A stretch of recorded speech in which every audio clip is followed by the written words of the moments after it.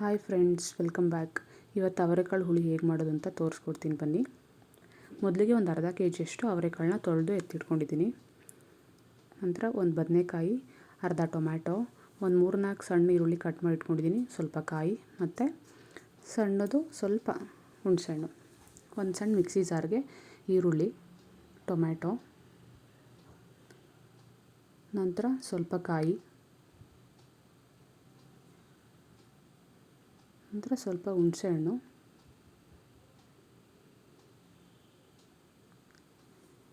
ನಂತರ ಒಂದು 2ರಿಂದ 2.5 ಟೀ ಸ್ಪೂನಷ್ಟು ಸಾರಿನ ಪುಡಿ ಹಾಕ್ತಾಯಿದ್ದೀನಿ.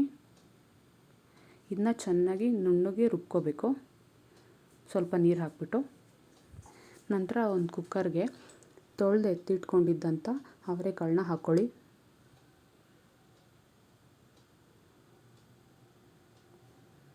ನಂತರ ಒಂದು ಇಡೀ ಟೊಮ್ಯಾಟೊ,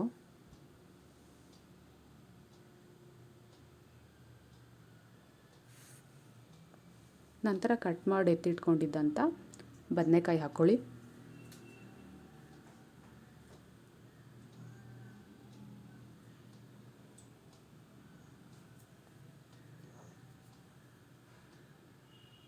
ಮತ್ತು ಸ್ವಲ್ಪ ನೀರು ಹಾಕ್ಕೊಳ್ಳಿ.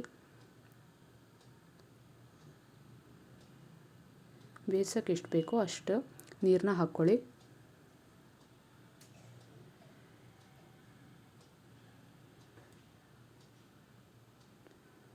ಕೂಗೋ ಅಷ್ಟರಲ್ಲಿ ನಾನು ಆ ಮಸಾಲಾನ ರುಬ್ಕೊಂಡಿದ್ದೀನಿ.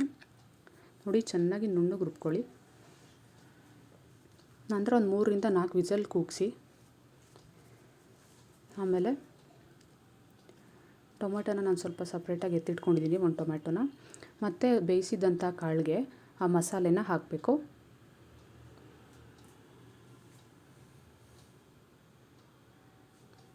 ಮಸಾಲೆನ ಬೇಯಿಸಿದಂಥ ಕಾಳಿಗೆ ಚೆನ್ನಾಗಿ ಮಿಕ್ಸ್ ಮಾಡಿ. ಟೊಮ್ಯಾಟೊನ ಸಪ್ರೇಟಾಗಿ ಕೈಯಲ್ಲೇ ಸ್ಮ್ಯಾಶ್ ಮಾಡಿ, ಯಾಕಂದರೆ ಅದು ಹಂಗಂಗೆ ಇರುತ್ತೆ. ನಾವು ಸೌಟಲ್ಲಿ ಹೆಂಗೆ ತಿರುಗಿಸಿದ್ರೆ ಪೀಸ್ ಹಂಗಂಗೆ ಇರುತ್ತೆ. ಅದಕ್ಕೆ ಕೈಯಲ್ಲೇ ಸ್ವಲ್ಪ ಸ್ಮ್ಯಾಶ್ ಮಾಡಿ ಆ ನೀರನ್ನ ಸಾರಿಗೆ ಹಾಕ್ಕೊಳ್ಳಿ. ಸಾರು ಸ್ವಲ್ಪ ಗಟ್ಟಿ ಅನಿಸಿದ್ರೆ ಇನ್ನೊಂದು ಸ್ವಲ್ಪ ನೀರು ಆ್ಯಡ್ ಮಾಡಿಬಿಟ್ಟು ಸ್ವಲ್ಪ ರುಚಿಗೆ ತಕ್ಕಷ್ಟು ಉಪ್ಪು ಬೇಕಿದ್ರೆ ಹಾಕ್ಕೊಳ್ಳಿ.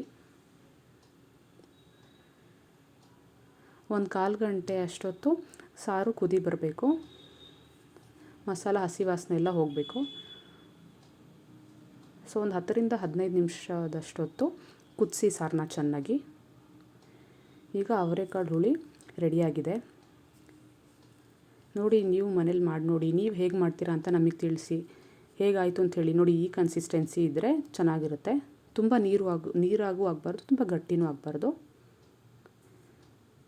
ನೋಡಿ, ಕಮೆಂಟ್ ಮಾಡಿ, ಶೇರ್ ಮಾಡಿ, ಹೇಗಾಗಿದೆ ಅಂತ ನೀವು ತಿಳಿಸಿ ಕಮೆಂಟಲ್ಲಿ. Please subscribe to our channel.